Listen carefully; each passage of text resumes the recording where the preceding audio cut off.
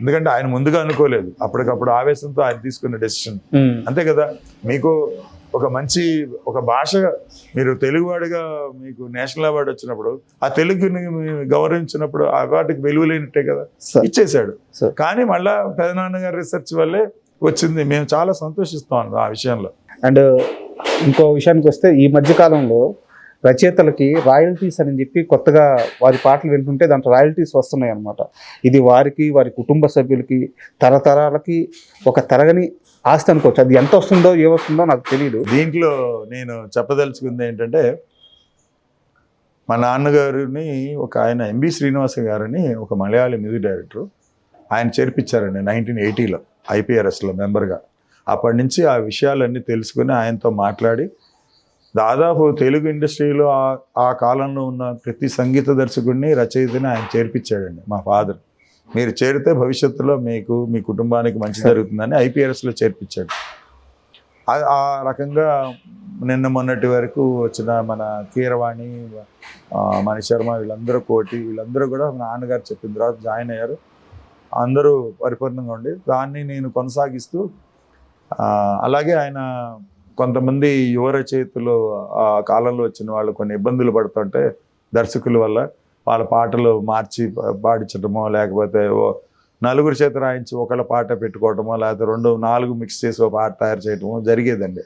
జరుగుతున్నప్పుడు మీరు ఇందాక ఉదాహరించినట్టు సీతారామ శాస్త్రి గారు, ఇతర మన వెన్నెలకంటి గారు, భువన్ చంద్ర గారు, మన జొన్నవిత్తుల రామలింగేశ్వరరావు గారు, వీళ్ళందరూ కలిసి ఫాదర్ దగ్గరికి వచ్చారు. ఇలా జరుగుతుంది, మేము చాలా అన్యాయం అయిపోతున్నాం, మాకు డబ్బులు రావట్లేదు అంటే, ఆయన ఫస్ట్ తెలుగు రచయితల సంఘాన్ని మెడ్రాస్లో ఏర్పరిచారండి. ఆరుద్ర గారు అధ్యక్షతన. మన బాలసుబ్రహ్మణ్యం గారు, ఆయన మన వాళ్ళంటే తెలుగు భాష అంటే చాలా మక్కువ. తన స్టూడియోలోనే రికార్డింగ్ థియేటర్లోనే ఒక రూమ్ ఇచ్చారు ఆఫీస్ కింద వాడటానికి. ఇది అక్కడ 95లో ఏర్పరచడం జరిగిందండి. తర్వాత ఇక్కడ మనకి షిఫ్ట్ అయింది హైదరాబాద్లో. ఇది నాన్నగారు ఇలా చేశారు కదా అని చెప్పి, నేను ఇక్కడ కొన్ని కొత్త ప్రాబ్లమ్స్ వస్తున్నాయి ఐపీఆర్ఎస్ రాయల్టీలు రావడంలో అని చెప్పి నేను మన పరుచూరి గోపాలకృష్ణ గారితో మాట్లాడితే, అట్లాగే మన రచయితలందరికీ సాయం చేద్దు కానీ అని చెప్పి తను ప్రొడ్యూసర్స్ కౌన్సిల్కి మాకు ఉండేటువంటి విభేదాల్లో నన్ను తీసుకెళ్ళి పరిచయం చేసి ఒక అడ్వైజర్గా రచయితల సంఘానికి నేను అడ్వైజర్గా ఉన్నానండి. వాళ్ళకి ఉన్న సమస్యలు కానీ, పేమెంట్స్ కానీ, ఇవన్నీ కొన్ని మీటింగ్స్లో పాల్గొని పరిష్కరించి వీళ్ళందరికీ రాయల్టీస్ రావడానికి నా వంతు నేను కృషి చేశాను. తద్వారా కొన్ని ఒడంబడికలు జరగటం అవన్నీ జరిగినాయండి. అది ఐపీఆర్ఎస్ అనేటువంటిది మొదటి నుంచి ఉన్న అవగాహన అనేటువంటి తెలుగు ఫీల్డ్లో మా నాన్నగారు మొదట అందరికీ చెప్పడం, నా వంతు నేను ఏదో ఆయన స్ఫూర్తిని తీసుకుని, కొత్త వాళ్ళు కదా వీళ్ళు, వచ్చిన వాళ్ళకి తెలియదు, రాసేస్తారు 10-15 పాటలు అయిన తర్వాత అరే ఇది పెట్టలేదు అంటారు. వాళ్ళందరికీ కొన్ని చెప్పడం, పాత వాళ్ళు కొంతమందికి వాళ్ళ క్యాటలాగ్ మెయింటైన్ చేయలేకపోతే వాళ్ళందరికీ తెప్పించి చేసి ఇవ్వటం చేశానండి. సమ్ కంఫర్టబుల్ అమౌంట్ వస్తుంది అందరికీ రాయల్టీ వల్ల. ఇప్పుడు వేటూరి గారి రాయల్టీస్ ఎలా ఉన్నాయి సార్? గుడ్, అందరికంటే బాగానే వస్తుంది. ఇప్పుడున్న రచయితల కంటే ఎక్కువ వస్తుంది. అంతవరకు నేను చెప్పాలి, అంతకంటే చెప్పకూడదు. అండ్ వేటూరి గారు తన జీవితం మొత్తం మీద డబ్బుని ఎలా చూసేవారు? అంటే ఇక్కడ ఒక నేపథ్యం చెప్పాలంటే, అనేక రకాల విషయాలు బయట మాట్లాడుకుంటుంటారు వేటూరి గారి గురించి. ఆయన అంటే తండ్రి గారి సైడ్ కానివ్వండి మంచి ఆస్తిపరులు, మంచి జ్ఞానవంతులు. అలాగే వాళ్ళ మదర్ సైడు విపరీతమైన ఆస్తి. ఆయన ఒక్కడే మనవడు, అంటే వాళ్ళ మదర్ ఒక్కతే పిల్ల, ఆస్తి అంతా ఈయనకి వస్తుంది అనమాట. అందుకని ఆయన రోసయ్య గారు నన్ను ఒకసారి ఏదో సినిమా ఓపెనింగ్ కలిస్తే అన్నాడు, నా భుజాల మీద ఎక్కించుకుని డ్యాన్స్ చేసేవాడిని అయ్యా మీ నాన్నని, మీ నాన్నకంటే నేను 2 ఏళ్ళు పెద్ద, భలే అల్లరి చేసేవాడు, టీచర్ల మీద పద్యాలు రాసి చెప్తుంటే పాడుకుంటూ డ్యాన్స్ చేసేవాడిని. మన కాంగ్రెస్ లీడర్ కొణిజేటి రోసయ్య గారు చిన్న జమీందారు అని పిలిచేవాళ్ళు మా ఫాదర్ని. అంత ఆస్తి ఉంటుంది అన్నమాట, అంటే కొన్ని 100 ఎకరాలు. So money wise is not a problem.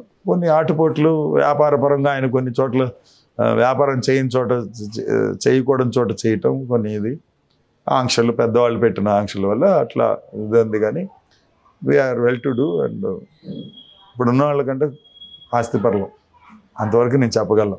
తర్వాత కాలంలో వేటూరి గారి తరువాత చాలామంది రచయితలు వచ్చారు. బట్ వారిలో వేటూరి గారికి నచ్చిన రచయితల్లో సిరివెన్నెల సీతారామ శాస్త్రి గారు చాలా ముఖ్యులు అని చెప్పి చెప్తారనమాట. వారిద్దరి బాండింగ్ ఎలా ఉండేది?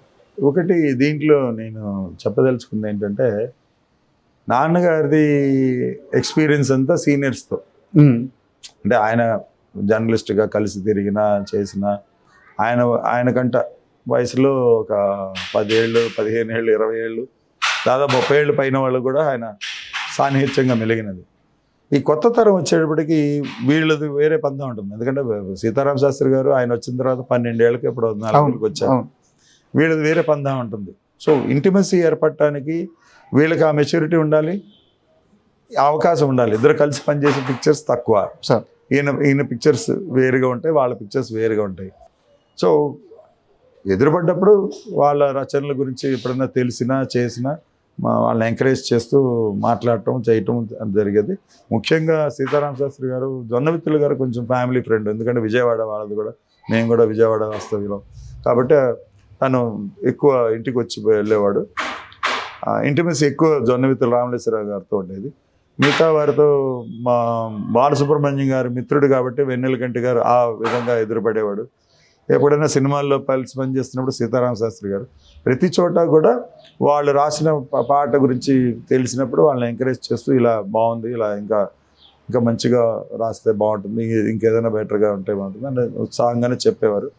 ఈ నలుగురు అంటే భువన్ చంద్ర గారు, వెన్నెలకంటి గారు, జొన్నవిత్తులు గారు, సీతారామ శాస్త్రి గారు వరకు వాళ్ళకి ఒక వాళ్ళు గురువుగానే భావించి మెలిగేవాళ్ళు. ఆయన అంతవరకే అంటే అంతకంటే ఇంటిమేసి పెట్టుకోవాలా. ఎందుకంటే వయసులో తేడా, వాళ్ళ నాన్న వయసు, అవును, వీళ్ళందరికీ వాళ్ళ తండ్రి వాళ్ళకి సంకుచిత్వం ఉంటుంది. వాళ్ళు అంత ధైర్యంగా మాట్లాడలేరు. వీళ్ళు వచ్చి ఫాదర్కున్న ఒత్తిడిలో ఆయన దగ్గరకు వచ్చి పిచ్చాపాటి మాట్లాడే టైం ఉండదు. కాబట్టి వాళ్ళు ఉండేవాళ్ళు. ఎదురుపడ్డప్పుడు సామరస్యంగానే సభల్లో పాల్గొన్నా అంతా బాగానే ఉంది. వీళ్ళు నలుగురితోనే ఇంటిమేసి, మిగతా వాళ్ళతో పెద్దగా. ఇక చివరికి హైదరాబాద్ వచ్చిన తర్వాత చంద్రబోస్ గారితో కాస్త కలిసి పనిచేయటం, రాఘవేంద్రరావు గారి సినిమాలు, బయట రామానాయుడు గారి సినిమాలు, అలా ఆ అబ్బాయి తాను రాసిన వీడియో మెచ్చుకొని చేయటం, అలా కొద్ది మన సుద్దాల అశోక్ తేజ గారితో కొద్ది పరిచయం, ఇట్లా ఉండదు. ఎక్కువ ఆయన ఈ సీనియర్స్తో అటాచ్మెంట్, ఆయన గోల అయింది. Sir thank you very much. ఎందుకంటే వేటూరి గారి గురించి, ఆయన రచనల గురించి, ఆయన జీవన శైలి గురించి ఎంతసేపు తెలుసుకున్నా ఇంకా తెలుసుకోవాలనిపిస్తూ ఉంటుంది. చాలా విలువైన సమాచారాన్ని మాకు అందించారు, మీ సమయాన్ని మాకు ఇచ్చారు. Thank you very much. మంచిది సార్, మీరు చక్కగా ఇంటర్వ్యూ చేసినందుకు మిమ్మల్ని అభినందించారు. Thank you sir. మీకు ఐ డ్రీమ్స్ వారికి మా కృతజ్ఞతలు. And for more videos, please subscribe to iDream. Please subscribe to iDream. Please subscribe iDream. And please subscribe to iDream. For more videos, subscribe to iDream. please like, share and subscribe to the channel. Congratulations, iDream. Subscribe to iDream. Subscribe to iDream. So subscribe to iDream Media. iDream ki iDream team andarki huge congratulations. Please subscribe iDream Media. Please subscribe to iDream. Subscribe iDream. Please subscribe to iDream. iDream అంటే నా కళల channel subscribe చేసుకున్న నోరు తిరుగుతలేదు, మీరైతే గంట గుర్తు కొట్టండి. For more such videos, please subscribe to iDream. Subscribe to iDream. Please subscribe to iDream. Please subscribe iDream Media. Please do subscribe to iDream. Please subscribe to iDream Media. For best entertainment and information, please subscribe iDream. And don't forget to subscribe to iDream.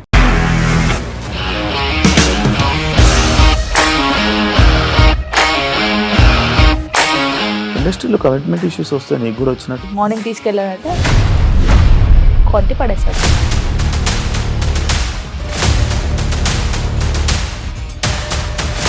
ఒక్కళ్ళు కూడా చూడలేదు ఈ cinema అని చెప్పడానికి కూడా చాలా ధైర్యం కావాలి. అది నిజం కదా, దాంట్లో ధైర్యం ఏంటి? ఇది నెక్స్ట్ డే ప్లేట్ మార్చేస్తే తప్పు కదా. As of now, we are comfortable this అని నేను అనుకుంటున్నాను. రష్మిక గారిది మీది ఒకే ఊరంట కదా? నీకు కోపం వచ్చిందంటే బాగా తిట్టేత్తరా? తిట్టేద్దామండి. నిజంగా గేమ్ ని ఎలా చేంజ్ చేయగలిగారు? APSFC వాళ్ళకి 6 నెలల్లో నేను 6 లక్షలు కట్టా. బిజినెస్ చేయాలనుకుంటే it is as difficult as riding a tiger.